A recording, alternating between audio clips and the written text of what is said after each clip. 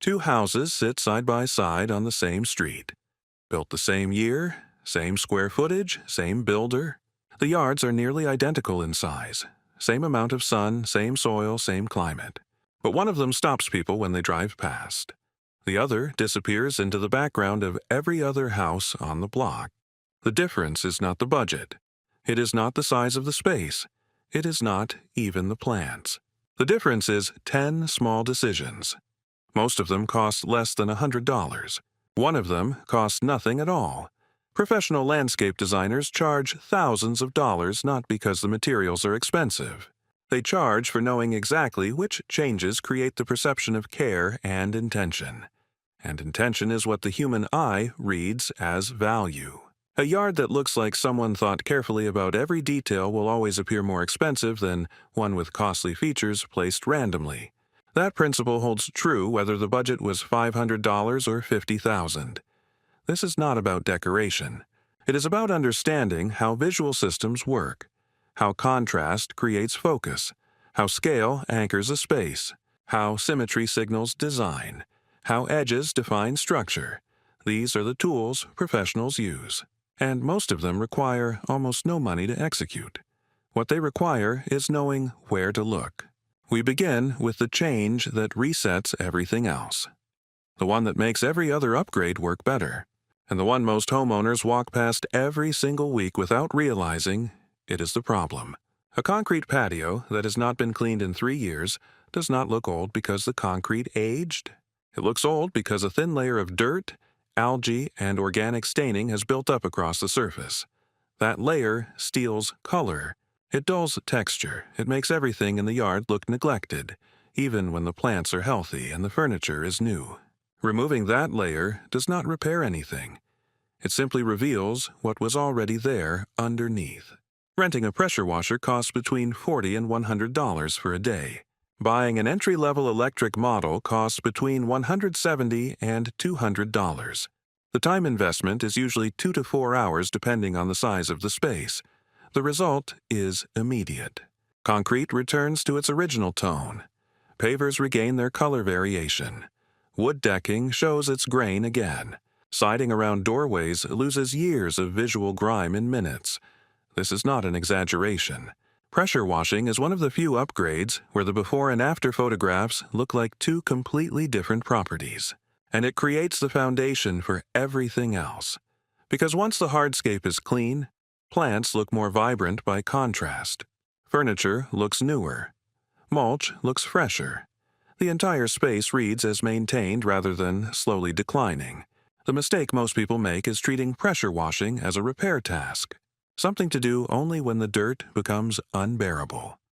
What professionals understand is that it functions as a visual reset, a way to make the yard look like someone has been paying attention all along. Clean hardscape is the canvas. Everything else is what goes on top of it. And once that canvas is clean, the next change becomes far more visible than it would be otherwise. Fresh mulch with defined edges. Most yards contain planting beds. Shrubs along the foundation, perennials around trees, ornamental grasses near the driveway. But in many cases, those beds blur into the surrounding lawn.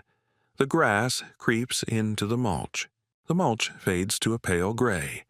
And the line between planted area and lawn becomes soft and undefined. The result is a yard that feels unfinished. Not because the plants are struggling, but because the structure holding them has dissolved. 2 things fix this immediately. The first is fresh, dark mulch. Not the bright red-dyed material that fades to orange within a season. Natural shredded hardwood in a dark brown or black tone. A cubic yard of quality hardwood mulch costs between $40 and $60. 1 cubic yard covers approximately 160 square feet at a depth of 2 inches. For most residential front yards, 2 to 3 cubic yards is enough to refresh every bed. The second element is the edge itself. A clean vertical cut between the lawn and the bed. Not a gradual slope, not a blurred transition. A defined line. The tool is a flat spade or a half-moon edger. The technique is simple. A vertical cut 2 to 3 inches deep following the border of the bed. The grass stays on one side. The mulch stays on the other. And the shadow created by that cut makes the entire bed look intentional. This edge needs to be recut every 6 to 8 weeks during the growing season. Otherwise, grass roots creep back across the line and the definition fades. But when maintained, that single line transforms how the entire yard reads from the street. Dark mulch creates contrast. The edge creates structure. And together they make every plant in the bed look like it was placed deliberately rather than randomly. The cost is minimal.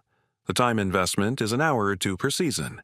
The visual impact is disproportionate to both, because what this combination does is separate designed landscapes from accidental ones. And once that separation exists, the next layer becomes possible. With clean hardscape and defined beds in place, the yard now has a foundation that can support the next level of visual structure. This is where most homeowners stop too early, assuming that maintenance alone creates the look they want. But there is a difference between a well-maintained yard and one that feels deliberately designed, and that difference comes down to scale. Walk past any professionally designed entrance and notice where the planters are placed. They almost always appear in pairs, flanking a doorway, framing a seating area, or marking the transition between two zones. And they are almost always larger than what most homeowners would choose instinctively. The reason is rooted in how the human eye processes symmetry and proportion. Symmetry signals intention. It tells the viewer that someone made a deliberate choice about placement rather than setting something down wherever space allowed. And scale determines whether that choice registers from a distance or disappears into the background. A planter that stands 20 inches tall or larger creates a visual anchor strong enough to organize everything around it. Two of them placed symmetrically create a frame, and frames make spaces feel designed rather than accidental. The cost difference between doing this correctly and doing it poorly is surprisingly small. A high-end concrete planter from a specialty nursery costs between $400 and $800.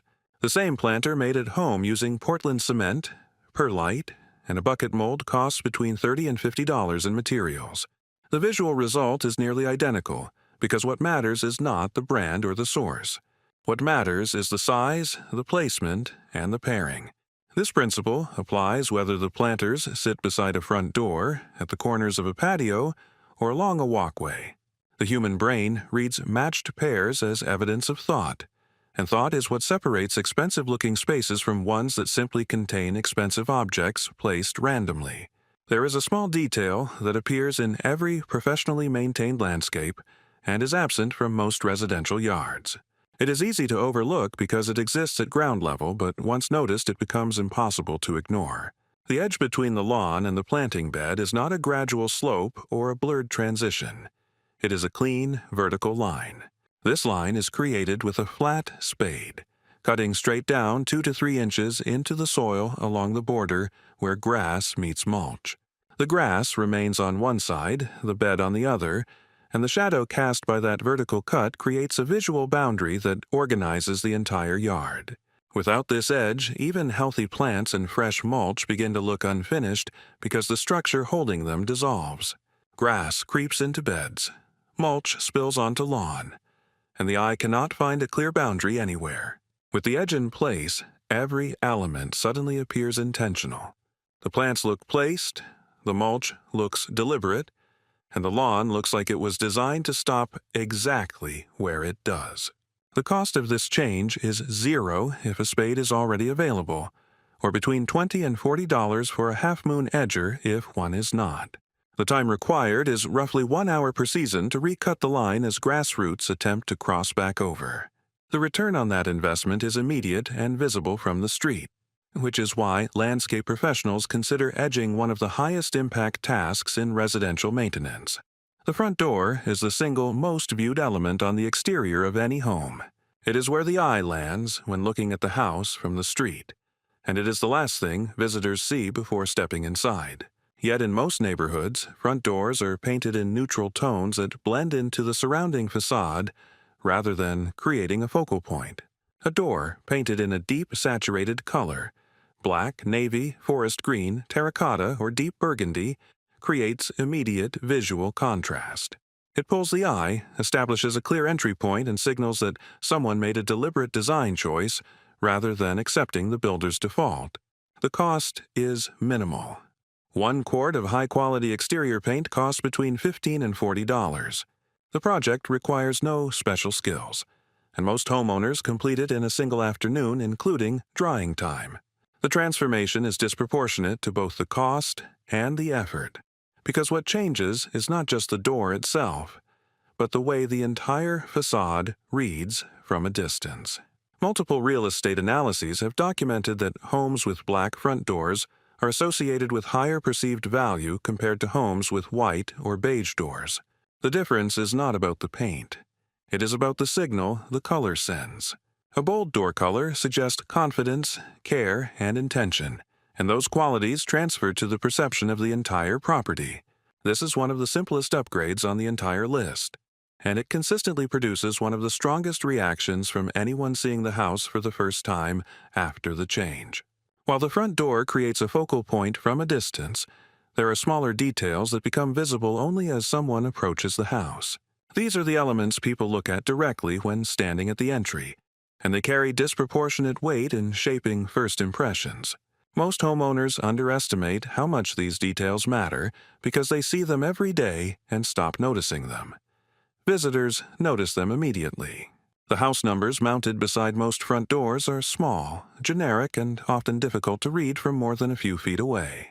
They were chosen for function rather than design, and they quietly signal that nobody thought carefully about how the entry should look. The same is true for mailboxes. Most are standard black plastic models on leaning posts, or adhesive metal boxes that came with the house and have never been replaced. Replacing both elements costs between $50 and $150 total, and the change is immediate. Large house numbers in a clean modern font, mounted at eye level in a consistent alignment, make the address readable from the street and create a sense of order. A mailbox that matches the architecture of the house rather than contradicting it completes the entry sequence. These are small objects, but they are objects people look at directly. A visitor standing at the front door waiting for someone to answer is looking at the house numbers, the door hardware, and the mailbox. If those details feel considered, the entire home feels considered. If they feel generic or neglected, that impression transfers to everything else. The principle here is the same one that applies to hardware on interior doors.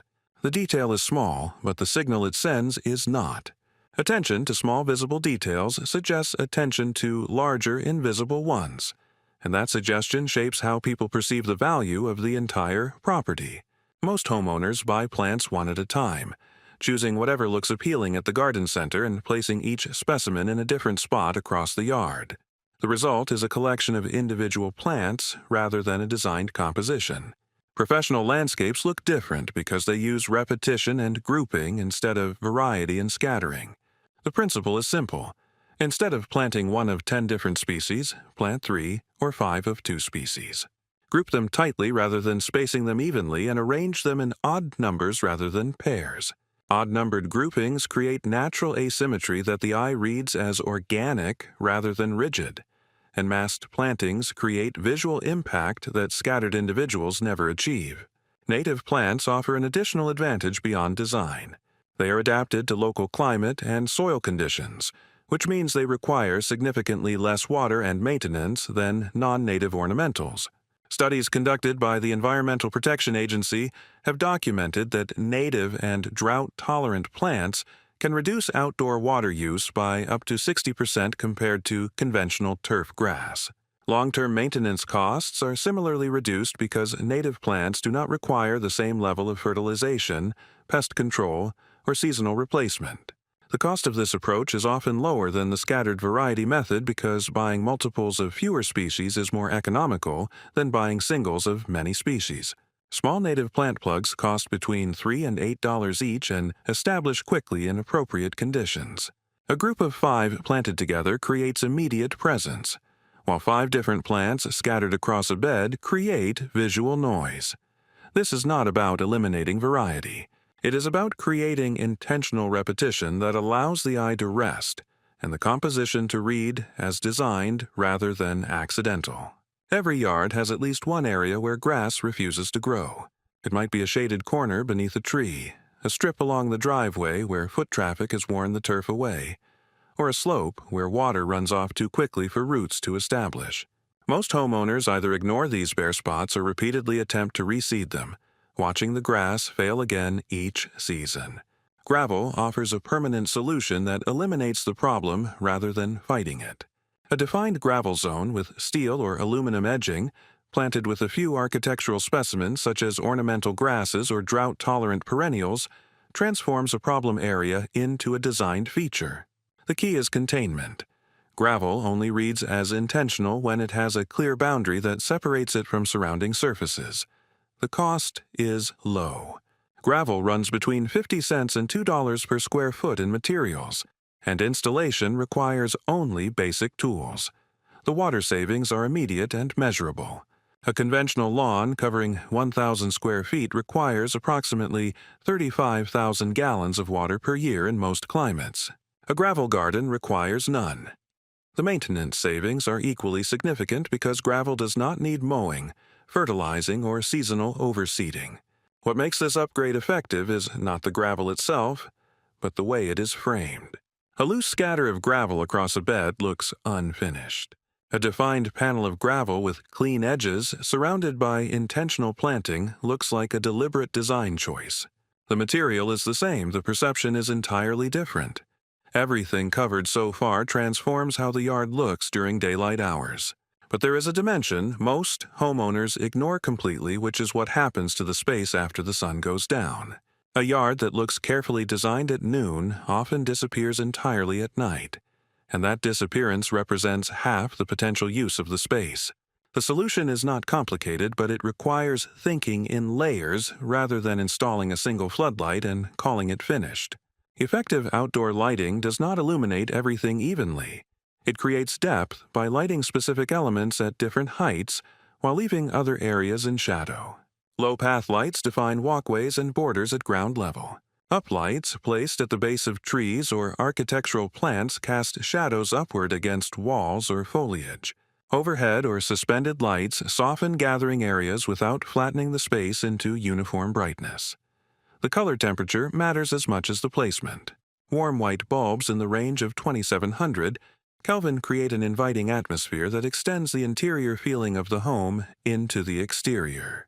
Cool white or daylight spectrum bulbs make outdoor spaces feel institutional rather than residential, which is why professionally designed landscapes almost never use them. A basic system of well-placed LED landscape lights costs between $200 and $500 depending on the number of fixtures and the complexity of installation. Most low-voltage systems do not require an electrician and can be installed by homeowners with basic tools. The energy cost is minimal because LED fixtures consume very little power. A typical system of 20 lights costs approximately $21 per year in electricity, less than $2 per month. The return on this investment is not measured only in appearance. Outdoor lighting extends the usable hours of the space by several hours each evening, and adds weeks to the outdoor season in spring and fall. Homeowner satisfaction surveys consistently rank landscape lighting as one of the highest-rated outdoor upgrades. Not because it is the most visible during the day, but because it fundamentally changes how the space functions after dark. There is a reason fire pits and fireplaces have ranked as the most desired outdoor feature in multiple homeowner surveys over the past decade. Fire creates a destination. It gives people a reason to stay outside after the temperature drops, and it transforms a functional patio into a gathering space that feels separate from the rest of the house. The assumption most homeowners make is that adding fire requires a permanent built-in structure costing $10,000 or more. That assumption prevents many people from ever adding the feature at all. But portable fire pits and simple fire bowls deliver the same functional and emotional result for a fraction of the cost. A quality portable fire pit costs between $150 and $300. It can be moved, stored during winter, and repositioned depending on how the space is being used. What matters is not the permanence of the structure, but the presence of the fire itself. A well-placed fire feature extends the outdoor season by weeks, creates a focal point that organizes seating naturally, and provides the one element that makes people choose to stay outside rather than retreat indoors when evening arrives. This is the upgrade that changes how the space is used rather than only how it looks. And that functional transformation is what separates a patio people walk through from one they actively choose to spend time in. The total cost of every change on this list, from pressure washing through fire feature, falls between $800 and $1,500 depending on existing conditions and material choices. Professional landscape design and installation for the same scope of work typically cost between $15,000 and $30,000. The difference is not the materials. The difference is the knowledge of which specific changes create the perception of care and intention. A yard that stops people when they drive past is not the one with the most expensive plants or the largest budget. It is the one where every visible element feels considered. The edges are clean. The colors create contrast. The scale is deliberate. The lighting creates depth, and the fire draws people in. That feeling of intention is what the human eye reads as value, and it costs far less to create than most people believe. The knowledge of where to look and what to change is what professionals charge thousands of dollars to provide. Now that knowledge is available to anyone willing to spend a weekend and a modest budget executing it. The yard is waiting. The changes are simple, and the difference will be visible from the street the moment the work is finished.